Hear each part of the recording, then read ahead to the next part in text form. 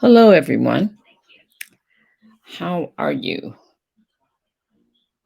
My name is Trinette Stanford, and I am a nurse practitioner and health education specialist.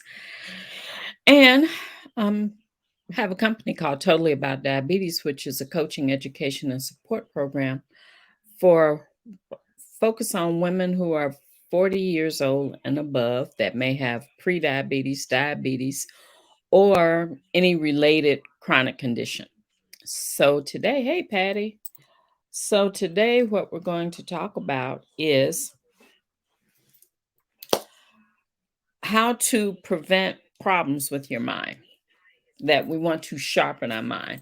And that's something that we really need to look at, especially as we get older. And there was a study, I read an article today, and there was a study done that showed older adults that ate some foods regularly had less iron buildup in their brain. Now, the brain does require some iron in order to function, but what happens as we age, sometimes we end up accumulating too much iron, and that iron accumulates in the brain and it leads to cognitive problems, which means that you may not be as sharp as you may not think as sharply, and that your mental function was on a decline. And then if it continues on, it can lead to dementia. So, what this article was talking about is some dietary changes that you can implement in order to prevent that. And that's why I said prevention's better than the cure. Because once dementia or even when there's some dementia or cognitive decline, a lot of times you cannot regain that capacity that has been lost. But if you implement or put into place changes now, you can preserve the areas that you have and increase your mental acuity. So, like I said, the brain does require some iron in order to function. But this study talked about that they did an MRI on people. They had two sets of people. One set who had done the dietary changes, who had added the good things to their diet, and then the ones who hadn't. And they found on the MRI, the ones that did the dietary changes, they didn't have as much iron buildup in their brain. It was minimal. Whereas the ones that didn't, they had iron buildup in their brain. And also they did testing where they took tests, cognitive tests, and the people that had less iron in their brain did better on the test than the ones that didn't. So you may say, okay, well, what are the changes? What do I need to eat? What do I need to put into my diet in order to build up this capacity? Okay. And one of the easiest ways is the classic Mediterranean diet, because the components that they talked about are all the components in a classic Mediterranean diet. So that includes fish, nuts, olive oil, berries, leafy greens, almonds, wheat germ, omega-3 fats, vegetables, and an increased intake of lysine. And lysine is an amino acid that you can find in fish, chicken, and beef liver. So people who ate these things regularly, they had less iron because these things kept the iron from building up in their brain. So when they say regularly, I'm thinking several times a week on the regular, you know, that this is something that you don't do just once in a while, but it's a lifestyle. It's a lifestyle habit that you have included in your life. So if you regularly eat meals that contain your your leafy green vegetables, and your berries. You can add the berries for breakfast. And okay, let's try to put it in context. So let's say for breakfast, if you have a breakfast with your, like if you have a cereal and you're going to have berries in it, like if you have oatmeal, you can put the berries in it. And also that you have nuts, you can add nuts to it, and the nuts are a healthy fat that can help. And then like with lunch and with dinner, you can have your fish, you can have your chicken, again with your veggies, with your leafy green vegetables. And um and then you can also use the like the wheat germ or the almonds and different things like that, and chop them up and use them as like a topping for a salad. So you won't get bored with the same thing, because that can happen sometimes, that you find that you're eating the same thing over and over again. So the key is to try to find some variety and try to find some combinations that you can switch around, so you won't be eating the same thing all the time, but you'll be getting all the components that you need to improve your brain health. And the other good thing about this, especially since it's concentrating on older people, and like I said, I focus on women 40 years old and above. A lot of times we have gotten into the point where it's like, I really don't feel like cooking every day. So these items don't require a lot as far as preparation.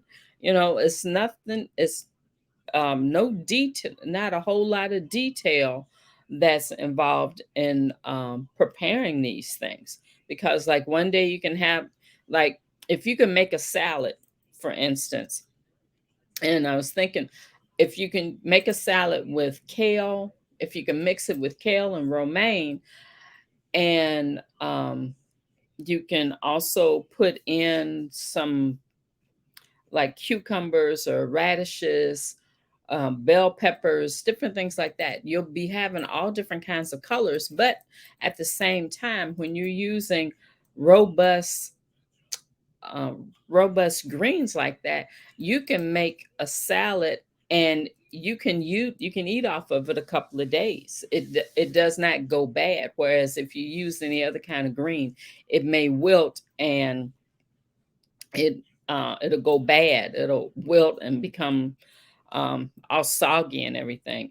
But if you can get your greens together and mix those together and put them in the refrigerator, and then you can um, portion it off and make your salad for whenever you're ready to eat it. So then that way it's not cumbersome in order to have that healthy meal. Another thing that I was looking at is that if you, instead of buying bottle dressings is not the way to go. Okay. Think about it. If you buy bottle dressings, how many bottles do you have in your refrigerator? Um, Whereas if you make dressing, and making dressing is really easy, and it's not cumbersome. All you need is like a jar, and you can put your healthy fat in there, your olive oil. You have your acid, which can be any kind of vinegar. It can be the apple cider vinegar, balsamic vinegar, something like that. Salt, pepper, and one person that I looked at, one chef, she uses like a dash of soy sauce instead of using salt, because the soy sauce is salty, but it adds that other flavor to it. And then also you can put in like lemon or orange, squeeze a lemon or orange or lime to add another acid, and that can give you, or orange juice. That's another one I made. You can use orange juice and also put some garlic in there in order to give it some flavor. Shake it up, and then you have your salad dressing, and it's all healthy. And you won't have a bottle accumulated, and you make enough.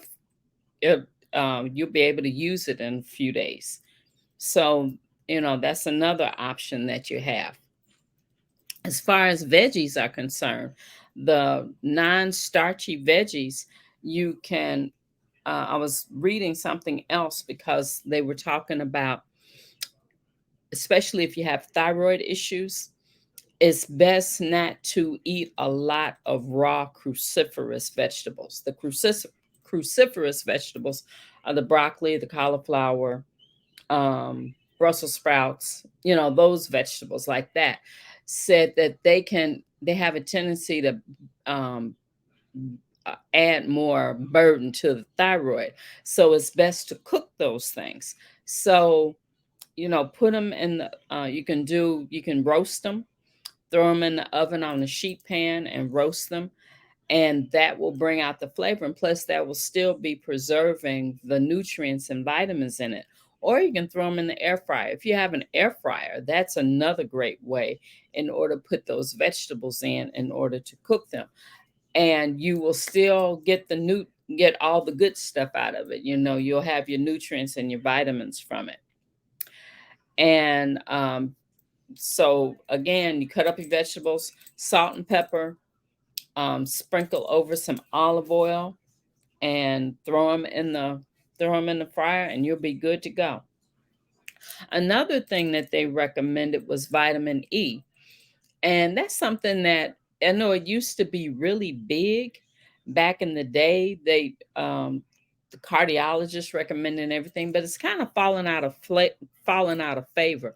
But that's one of the antioxidants that help preserve brain health. So 400 IU's of of vitamin E is a good way to start.